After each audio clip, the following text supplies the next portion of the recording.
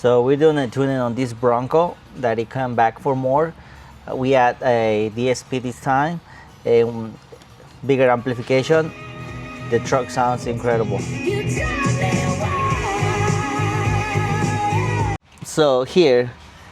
our amplifier with the processor built in is behind this panel, and the reason that we have this code right now is because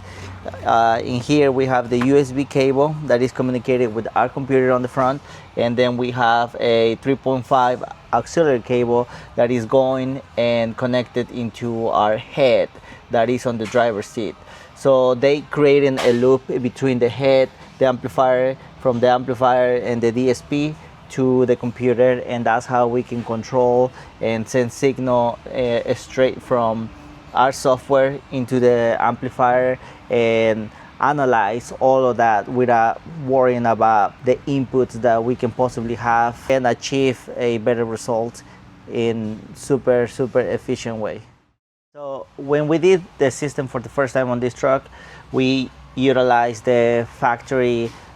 enclosure, and on this time, since we using a bigger amplifier, we removed that factory enclosure and we make a cool bracket to place that amplifier, plus another one to run the subwoofers. So